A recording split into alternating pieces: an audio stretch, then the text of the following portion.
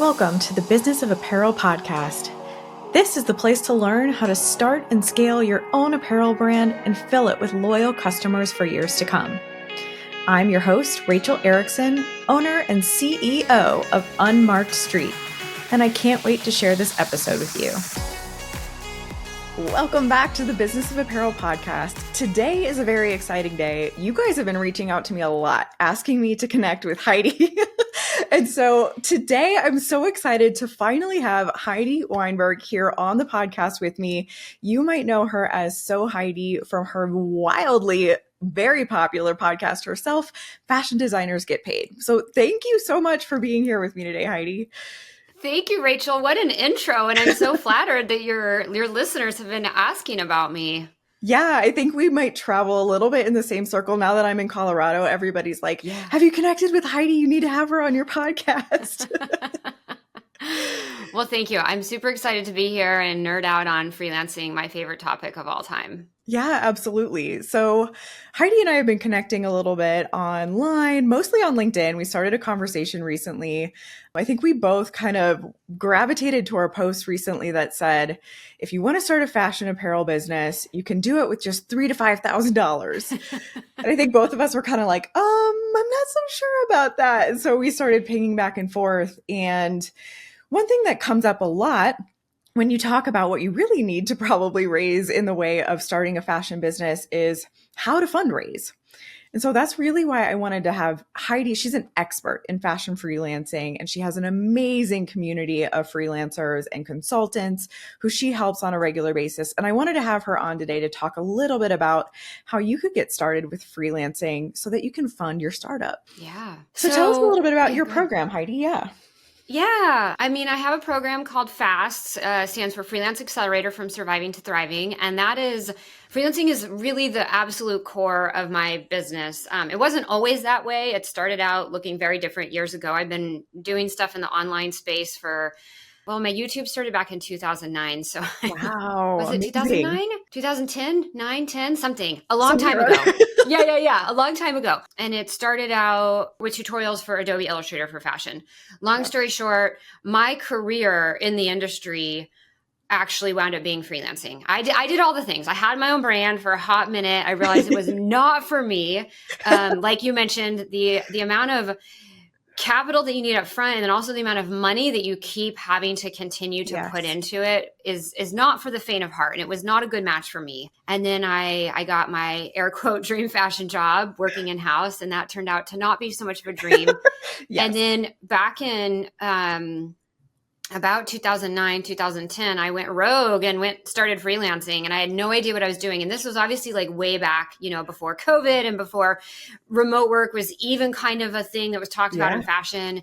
I built my career up very successfully to $100,000, working really comfortable hours, like 30 to 35 hours a week, working with multiple clients at rates that I set. And I clarified that because it's not the temp job freelancing that we see all these posts on LinkedIn or Style Careers or Indeed that are like freelance fashion designer. It's in-house 9 to 5. You're like, you look and act like an employee. Those gigs and whether it's fully on site or whether it's hybrid or anything, you're still acting like a full-time employee. Yeah. And I personally find it very exploitative for our industry. And the brands are benefiting tremendously. They're getting the benefits of a full-time employee without having to pay the cost. Exactly. And a lot of those roles pay the lowest hourly rates. Oh, they're bad. Yeah.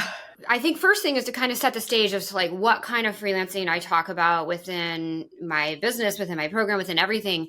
And it is real freelancing where you're in control of your business. You work with multiple brands when and where you want. You set your rates. You're obviously responsible for deadlines and deliverables, but you're not like showing up 8 hours a day for one brand on an ongoing basis. And then when the project's done, you're basically unemployed again. So we set that aside. And this other, true remote freelancing that I promote and was what I teach within all of my free content, as well as some of my paid content.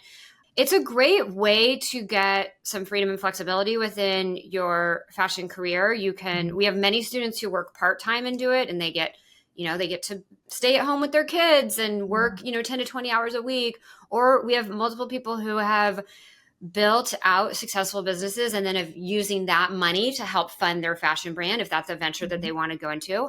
That's sort of the stuff that I talk about within Fast and within a lot of my free content as well. I've got a YouTube, I've got a podcast, we blog regularly. We have a lot of content. I've got a newsletter, et cetera. So I'm happy to talk about, ways that listeners can get started. Yeah. Like, where do you think the average listener is in their fashion career? Are they brand new? Or do they have a background in fashion? They kind of want to start their own brand, like just so I can speak to the right avatar. Yeah, so we tend to see like three, and this is tough, right? But we tend to see three very key demographics come to this podcast and come to learn from us at the Business of Apparel.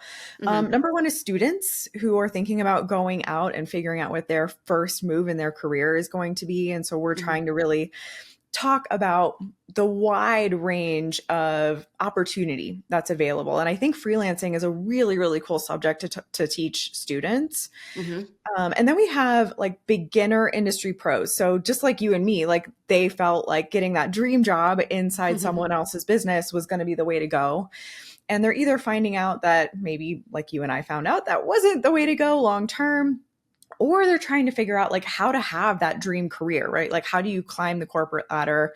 How do you maybe make a little bit of extra money by either freelancing on the side or getting raises and promotions? And then we have startups, and the startups that we tend to talk to are very, very early in their journey. And so they're just trying to figure out how to fundraise, what's first, what are the things that I really need to do to get started? So I know that's a lot. Yeah, that's okay. But I think probably speaking most to the people who are just starting out with their own startup brand, thinking about how to fundraise money is probably the biggest demographic that we have here. Okay. But you said they don't really have like much of a background in the fashion industry? A lot of them don't, if I'm being really honest. A lot of them are coming from like marketing backgrounds or graphic design backgrounds, or they have like some brilliant idea of a gap that's in the market, something that can fill it. Yeah. And they're really trying to figure out what the fashion industry is all about. Okay, cool.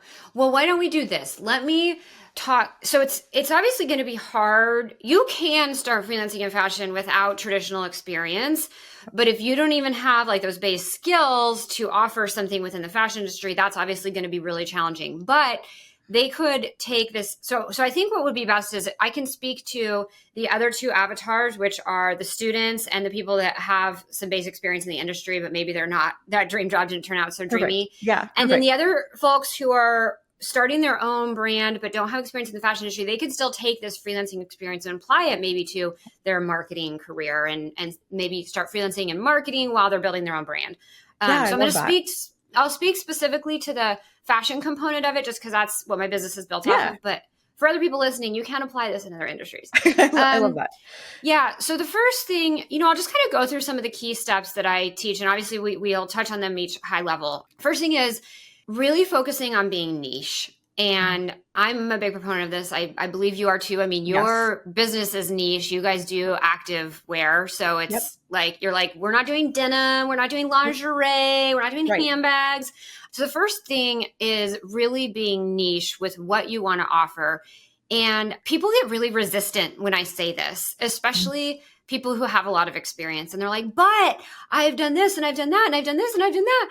And I kind of liken it to the mall food court freelancer. Like if you go to the mall, right, you've got the burrito place and the pizza place and the Chinese food place, and none of them are really that great. It's just like cheap, quick, fast food. Yeah. And you don't want to be the mall food court freelancer where you're just competing on price and you've got a little bit of everything, but there's no focus, right? Yeah. Versus like, if you want a really good burrito, you go to the Mexican restaurant. If you want really good Chinese food, you go to the Chinese restaurant, right? And often when you want a more specialized experience that is just that one thing that's really good, you're often willing to pay a lot more for it. So let me give some examples beyond the mall food court. Cupcakes, I think, are a great example, right? So if I want a really good cupcake, I'm not going to the grocery store and I'm buying a dozen cupcakes for $3. I'm going to the boutique cupcake shop and I'm buying one cupcake for $6. Right. And so as a freelancer, you really want to think about like when you're specialized, when you're niche, meaning you only do activewear, or, you know, we've got students who only do sustainable denim, Yeah. or we have a woman who only does cashmere sweaters. Like, shout out to Kate. Yeah. shout out to Kate Knight. And what happens is clients feel like, oh my gosh, you're the exact freelancer for me. Mm-hmm. Like, you are absolutely the person that I have to hire because you do this specialized thing and it's just for me. Versus if you're like, well, I do this and I do denim and lingerie and handbags and shoes and everything. It's like kind of all over the place, and it feels so unfocused from a client's perspective that it winds up being like a really big turnoff. And the first thing you want to do is you want to think about like being really niche with your services. And I guarantee you a couple of things will happen. It's going to make it easier to find clients, and will ultimately make it easier for clients to find you once you can build out to start getting inbound leads. And it will allow you to charge more. Yeah. People pay for specialized experiences. I always say your niche should be so specific that you're actually uncomfortable about how specific it is. It's usually better to be uncomfortably small than going broad. And you can figure it out a bunch of different ways. You can do it based off of category, like men's versus women's versus kids, then by genre, like active, versus denim versus lingerie. You can put qualifiers in there like sustainable or plus size or gender neutral, Ooh, right? I love that. So there's all sorts of ways you can kind of package up your niche. And then when a brand finds you and they're like, oh yeah, we do gender neutral denim, and you're like, I'm that freelancer, it makes that connection so much tighter. Now, yes, there's fewer potential brands out there that do that, but when they find you, the match is so much stronger, and there's just like this magnetic connection. Are you sick of being stuck on the sidelines of the apparel industry and you just want to be put in the game? Then join our 100% free workshop, Secrets Behind Billion-Dollar Apparel Brands, and learn the strategies, tactics, and secrets used by the most successful companies in the world. We'll cover everything from setting your brand standards to big brand line planning and executive level processes. In this workshop, you're going to learn how to name your target customer, rationalize your line, calculate product margins, roll up your revenue, and see potential profits while figuring out how to build a unique calendar for your brand. You're going to learn that and so much more. Are you ready to take your apparel business to the next level? Sign up today and use code PODCAST for a 10% discount on the full Business of Apparel online course or any of our mini courses after the workshop. Visit www.thebusinessofapparel.com/secrets to register. Don't miss out. So that's the first thing, is really thinking about your services, and don't try to do everything for everybody. Let's get really focused and pick a really specific thing for one customer. And it is so much easier to target and find your clients that way. Yeah, it's really good advice. And I want to kind of mirror what you're saying, where like when we decide to get really, really focused, even here with our company, and we don't just say Activewear, we say like, we're experts in making triathlon gear. All of a sudden, like we get a bunch of different triathlon brands coming at us. Yeah. But I will even admit, like, it's scary because there's not like 10 bazillion triathlon brands to be sending emails to or reaching out to. So if you're feeling the same way and you're out there, you're listening to this, know that like, I feel you, but Heidi is 100% right. And we teach that too, like about target customer. You need to know that one person. Yeah. Same. Right. It's the same if you're creating a fashion brand. You're like, I'm not going to create a line that's for every single woman out there. I sometimes cringe when they're like, well, we want to do like every size, like 0 to 24. I don't even know. Like, and you're just like, and we want it to be for everybody. I laugh. In one of my trainings, I used to have this screenshot. I could probably dig it out. And I saw it on like one of those airplane magazines in the back of the seat. And it was advertising this bra. It said fits every size from like AAA to like whatever, 38 triple D. I don't even know what the biggest size. And I'm like, and you're kind of like, how is that? Like, and I always use it as one of my examples for niche. I'm like, oh, small busted woman does not want that bra. A large busted woman does not want that bra. Like No. often small busted and large busted like want a bra specially made for small busted or large busted. Yes. So with the niche, I encourage you to think about like your own consumption in life and when and where you buy and consume things that are niche, right? Like I'll give one more example and then we can move on to some other stuff. I'm really into hot yoga. I don't pay $25 a month for a membership at the local gym that happens to have yoga classes. Yeah. Right? Maybe like your 24-hour fitness type of thing. Instead, I pay $150 and I go to a studio that only does hot yoga. Like literally those are all the classes are heated. Yeah. And I'm happy to pay more for a boutique specialized experience that is exactly the one thing that I want. Now, not everything in your life that you consume is going to be like hyper-focused niche and really specific, but start thinking about and paying attention to your own consumption behavior and when and where you're willing and happy to invest more for that niche experience. And then think of like, and I push this so hard because some people, they get so resistant on the niche, but really think about that in terms of how you might want to build and position your freelance business. And I guarantee you it makes everything easier. So good. I'm also obsessed with hot yoga, by the way. It's the only yoga I do. Good. Did you go to Core Power? Yes. Okay. I used to go to Core Power when I was in Colorado. Now I go to a great local studio out here. Yeah. Love that. So good. Yeah. Amazing. So that's kind of the first thing is niche, right? And then we want to think about, I mean, there's a lot more nuanced steps to this, but we'll go to the kind of next simple step, which is going to be your portfolio. And once you have your niche figured out, your portfolio actually becomes really simple. It doesn't have to be, especially these women who have all this experience. And I say women because it tends to be like 99.9% of us.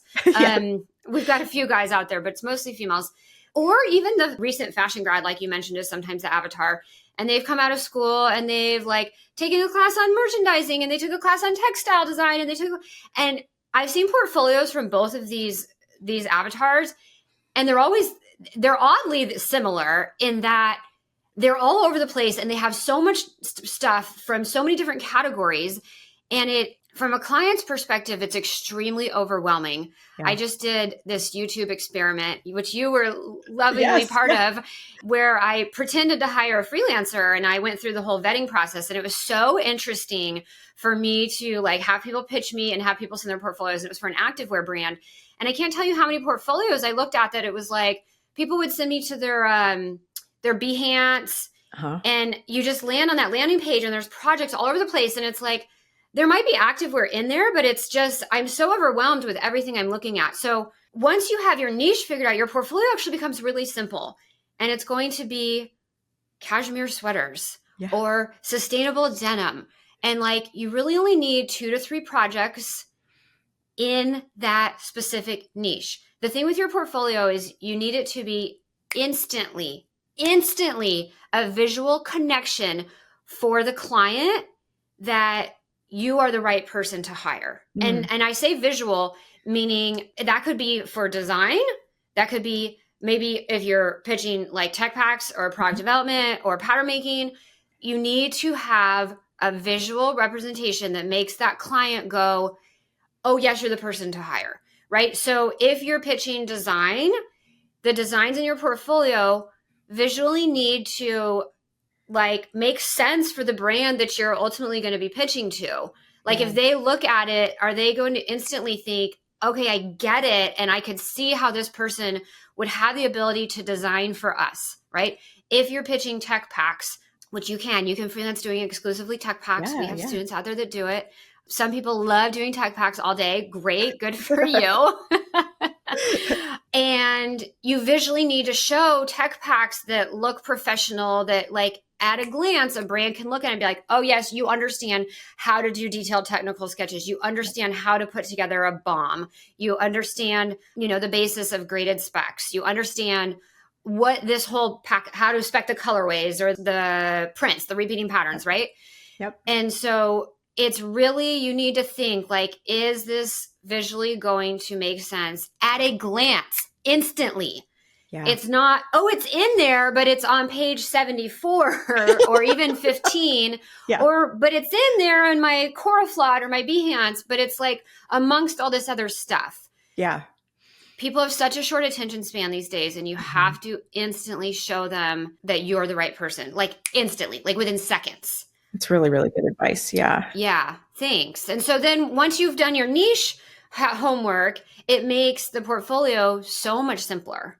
Yeah, I So can much see that. simpler. So, sort of once you've got those two things done, and again, so many more nuances within each of these steps, but this is high level, you can start pitching, reaching out for work. And there's a multitude of ways to do this. So we can't get into every way, but a couple of things I would recommend to get started.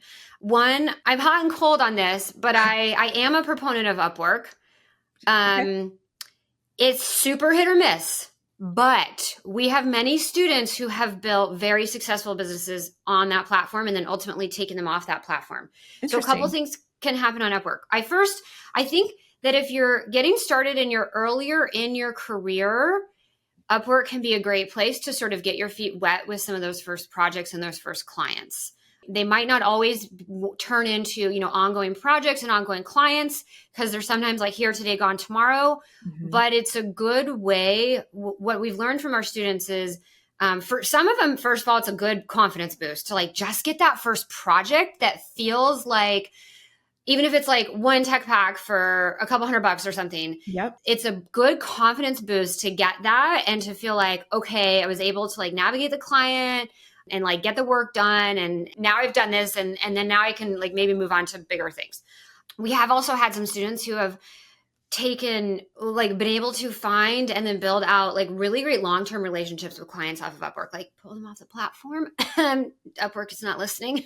But because I know the fees can get really high, but it's a good place where, of all the platforms out there, we've got People Per Hour, we've got Fiverr. Fiverr's garbage. Don't spend any time on there. I was going to ask you about that, what your thought was. Oh, okay, there you go. We did a big survey of a bunch of our students a while back. We surveyed like over 500 people and everybody said Fiverr was garbage. LinkedIn job board is garbage. It's all of the temp permalance stuff that we talked about earlier.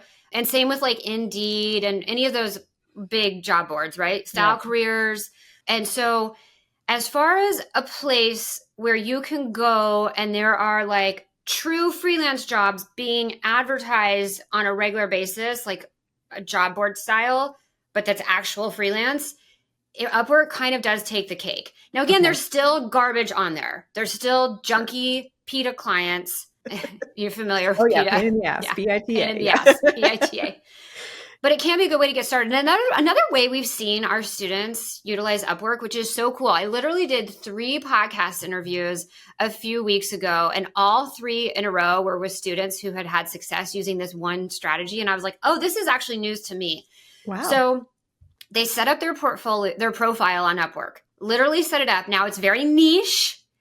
And they put up a few of their portfolio projects. They don't pitch or anything. They just kind of set and forget it.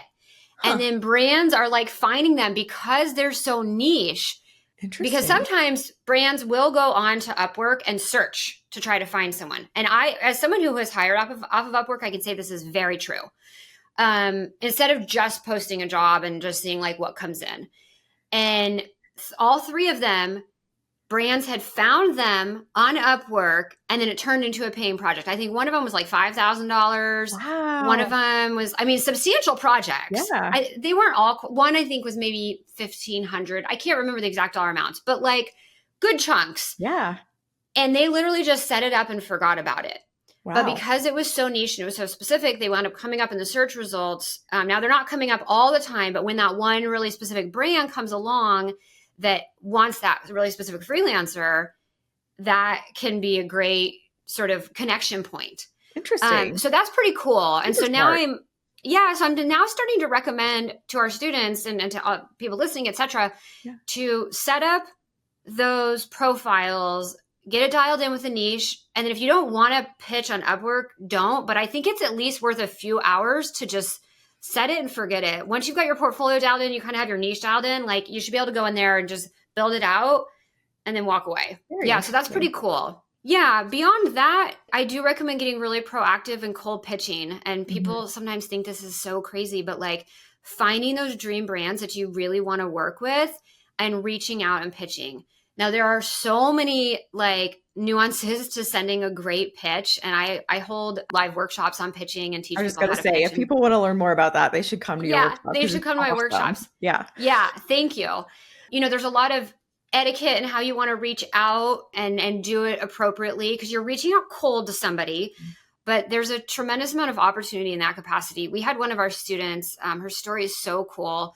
She was freelance. She had like 15 years of industry experience. She was doing great. She went into freelancing and she was really coasting off of her network from her previous jobs. And she freelanced for about a year and a half, and like work was kind of falling into her lap and it was going great.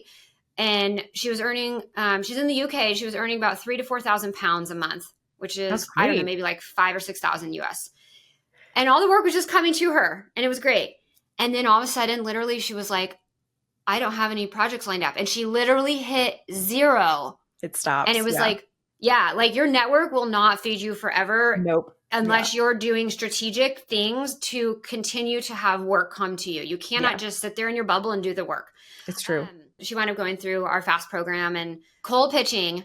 Within 3 months, she had built her salary not just back up, but up to 12,000 pounds a month, which is over 15,000 US dollars. That's amazing. She did that. Yeah, she did that. She did 12,000 2 months in a row. And then her third month, she had a baby and still did 8,000 pounds. Wow. So, what a good success story. Yeah. And so this is the power of cold pitching, and it's not a magic bullet. There's nothing that's a magic bullet. You're not, some people are like, oh, I sent 5 pitches and I didn't hear back. I didn't get a client. And I'm like, okay, well, first of all, it depends a lot on the nuances of what you wrote in your pitch. Second, did you follow up? You have to follow up. I always say, like, I forget to reply to texts and emails from my own mother. I hear you there, you have to remind people, you have to follow up. So there's a lot of detail in the etiquette of how you're pitching. And you can pitch on email, you can pitch on LinkedIn, you can pitch on Instagram, like anywhere your brands are kind of, these ideal brands are hanging out, you can pitch. And then sometimes it is just a numbers game, right? We do have students who have sent out 5, 10 and landed a client or 2 or 3. That doesn't always happen though. Right. Sometimes there is, just timing and a little bit of like the stars aligning with the timing that the brand, wherever they're at in their journey.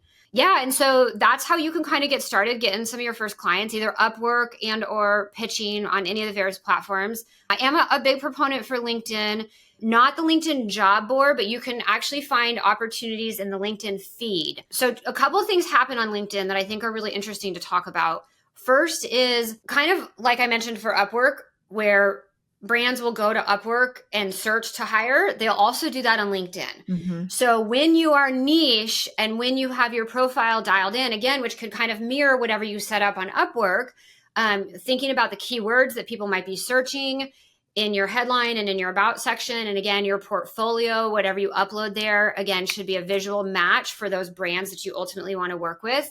But we have found many of our students have gotten their profiles dialed in, and then these brands come and find them on LinkedIn.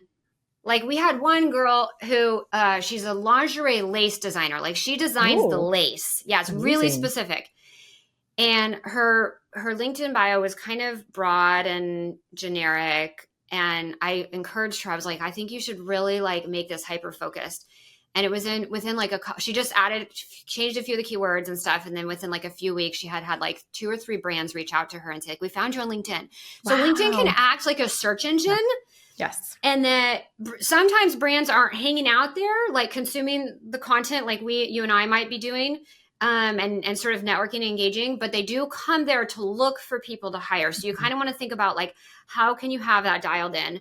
So that's one way to think about LinkedIn as far as finding clients. And then another way is watching, and there's ways you can search the feed, but searching the feed for opportunities, forget about the main job board, but like searching the feed. So they've got a little search bar at the top. You can go up, you can type in freelance activewear designer, and you can search by post and then just sort by most recent. And then you can see. Now, this takes a little bit of a grind. You're not going to like search it once and all of a sudden, oh, here's these 5 opportunities. I'm going to pitch and get these clients.